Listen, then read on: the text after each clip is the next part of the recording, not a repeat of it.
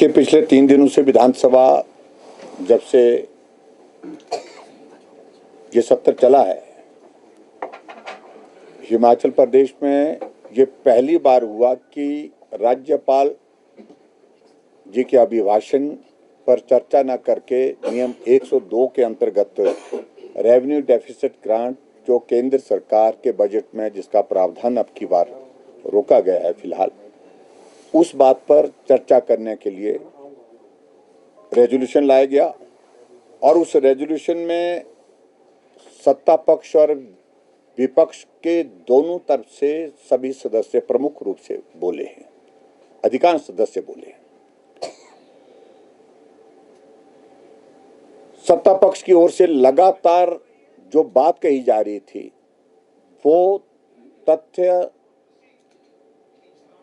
के बिना कही जा रही थी, राजनीतिक मकसद के साथ कही जा रही थी, राजनीतिक भाषा का इस्तेमाल किया जा रहा था। लगातार खैरात नहीं है, ये अधिकार है, ये शब्द एक कोने से दूसरे कोने तक जो है जितने भी सदस्य बोलते रहे।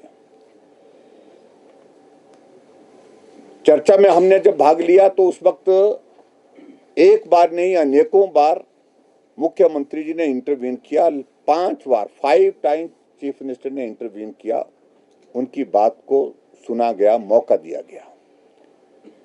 आज जब मुख्यमंत्री जी जवाब दे रहे थे सारी डिस्कशन का, और उस डिस्कशन पर जब हमने चाहा कि जो आंकड़े आप प्रस्तुत कर रहे हैं, जो यहाँ वो आंकड़े जो प्रेजेंटेशन आपके ही फाइनेंस डिपार्टमेंट द्वारा दी गई है उन आंकड़ों से अलग हो गए।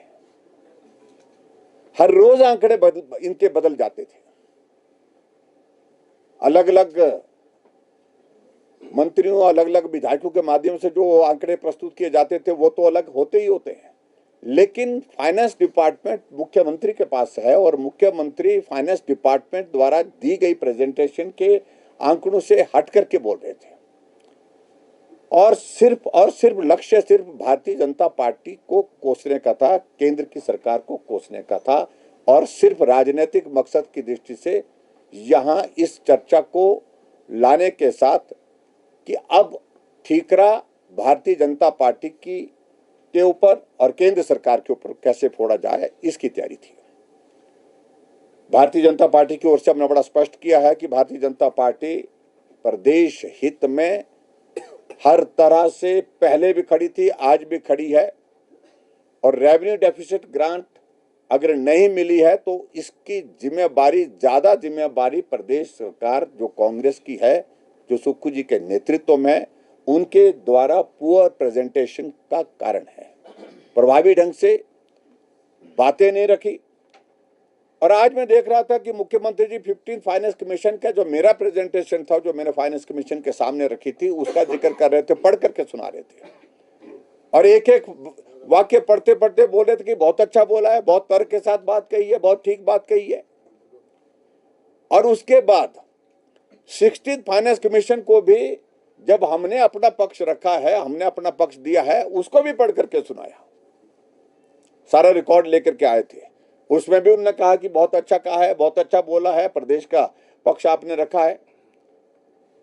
और आज भी मैं इस बात को कह रहा हूं कि आज भी हमारे पक्ष में कोई अंतर नहीं है। जो 2015 में कहा था, मतलब 15 फाइनेंस कमीशन के सामने कहा था, जो 16 फाइनेंस कमीशन के सामने कहा था, वही बात आज भी हम कह रहे हैं। स्वाभाविक रूप से हिमाचल प्रदेश के लिए केंद्र सरकार की बहुत बड़ी मदद की आवश्यकता हमेशा रहती है और केंद्र लगातार हिमाचल प्रदेश को मदद कर रहा है। और मैं इस बात को लेकर के जब मैंने आंकड़ा सामने रखा उनके सामने कि आप हमको बताओ कि 2 फाइनेंस कमीशन जब कांग्रेस की यूपीए गवर्नमेंट केंद्र सरकार में थी, मनमोहन सिंह जी देश के नहीं दुनिया के जाने माने अर्थशास्त्री, देश के प्रधानमंत्री थे, उस वक्त 2 फाइनेंस कमीशन की ओर से रेवेन्यू डेफिसिट ग्रांट मात्र 18,000 करोड़ रुपए मिली। जब से मोदी देश के प्रधानमंत्री बने हैं, revenue deficit grant 2 finance commission की ओर से 14 और 15 में जो मिली वो 78,000 करोड़ रुपए मिली। 60,000 करोड़ रुपए ज्यादा मोदी जी के नेतृत्व में जब से एनडीए की सरकार बनी है, हमको 14th और फाइनेंस कमीशन ने दिया है। और उसके बाद सेंट्रल टैक्सेस में लगातार हमारा शेयर जो है वो लगातार इंक्रीज हुआ है। अब की बार और उसमें इंक्रीज के साथ लगभग 14,000 करोड़ रुपए आपको हिमाचल प्रदेश के लिए मिलेगा। आप तर्क के साथ बात रखिए, आज भी बात रखिए, कल भी बात रखिए, वो काम आएगी।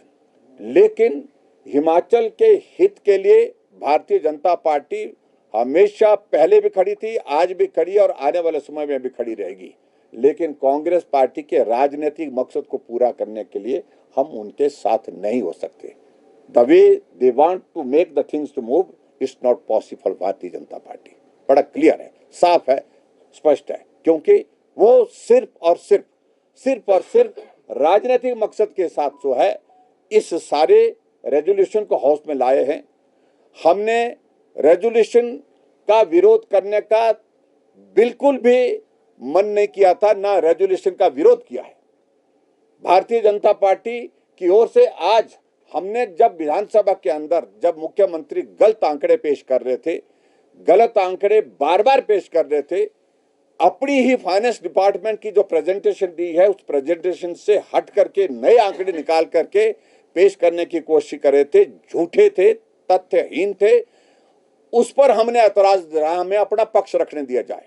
लेकिन जब विधानसभा अध्यक्ष को बार बार हमने निवेदन किया, आग्रह किया, हमें बोलने से रोका गया, हमें बोलने नहीं दिया और मुख्यमंत्री जी से हमने निवेदन किया आप 2 मिनट के लिए बैठ जाइए, हम अपना पक्ष रखने के लिए भी स्वतंत्र, हम भी चुने हुए प्रतिनिधि हैं, हमसे समर्थन तो चाह रहे हैं लेकिन हमें अपनी बात नहीं कहने दी जा रही है।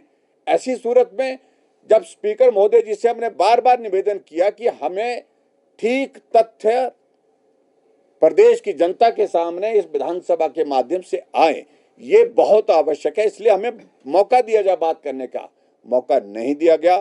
और ऐसी परिस्थिति में जब मौका नहीं दिया गया, हम विधानसभा के अंदर जाकर के जो है वेल ऑफ द हाउस जो है हम बैठे, और क्योंकि हमारी बात नहीं सुनी जा रही थी, हमसे सहयोग तो मांगा जा रहा है, हमसे समर्थन तो मांगा जा रहा है, लेकिन उसके बावजूद हमारी बात जब नहीं सुनी जा रही है, नहीं मानी जा रही है, तो इस बात को लेकर के हम जो है वहां पर विधानसभा के अंदर जो है अपना प्रदर्शन किए हैं। और हिमाचल हित सर्वोपरि है। भारतीय जनता पार्टी बड़ा स्पष्ट शब्दों में पहले भी कह चुकी है कि हिमाचल प्रदेश के लिए केंद्र सरकार द्वारा हमेशा जो सहयोग दिया है उसके लिए हम प्रधानमंत्री नरेंद्र मोदी जी के हृदय से आभारी हैं। फार्मूला बार बार वो कहते हैं कि 2027 में हिमाचल आत्मनिर्भर राज्य बनेगा, वो फार्मूला क्या है इस पर भी स्पष्टीकरण उन्होंने नहीं दिया।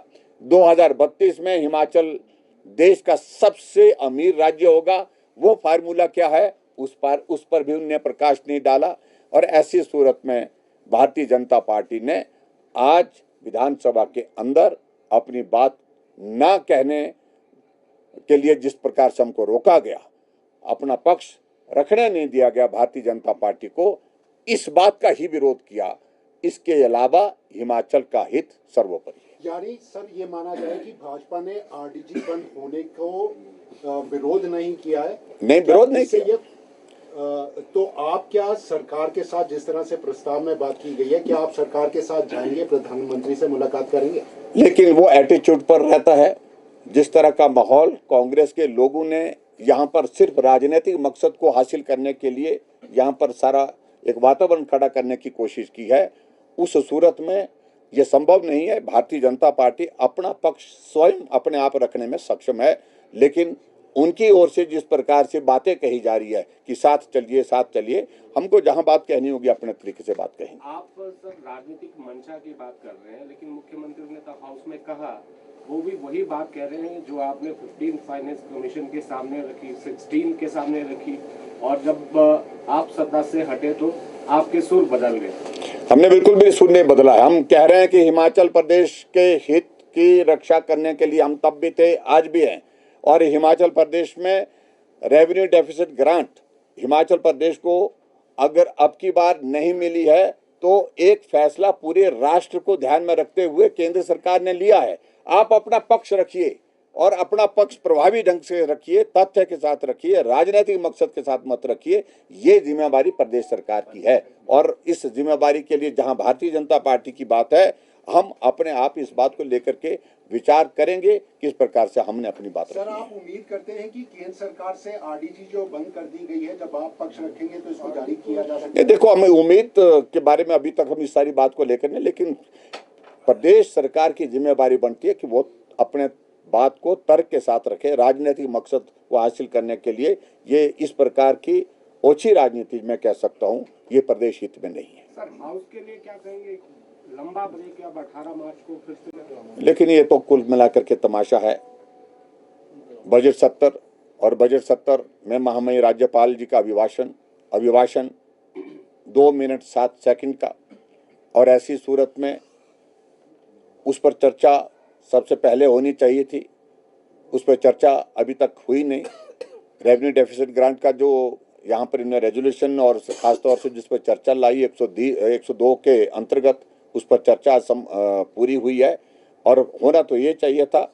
कल के बाद आगे बढ़कर के 70 चलता और महामहिम राज्यपाल महोदय जी के अभिभाषण पर चर्चा होती। धन्यवाद प्रस्ताव जो गवर्नमेंट की ओर से आता है उस पर चर्चा होती, जिस पर सब सदस्य बोलते। लेकिन बहुत सारा, क्योंकि इनका सिर्फ राजनीतिक मकसद है कि 17 मार्च को शायद केंद्र सरकार का बजट प्रस्तुत होना है, वो उसका इंतजार कर रहे हैं और इसलिए उन्होंने 18 तारीख को ये अपना बजट, मुझे जो जानकारी मिली, मुझे पूरा सुनाई नहीं दिया क्या डेट दी है, 18 मार्च को जो है बजट सत्र शुरू होगा। इस प्रकार की स्थिति कभी भी नहीं आई है जो वर्तमान में आई है। सर, 16 मार्च को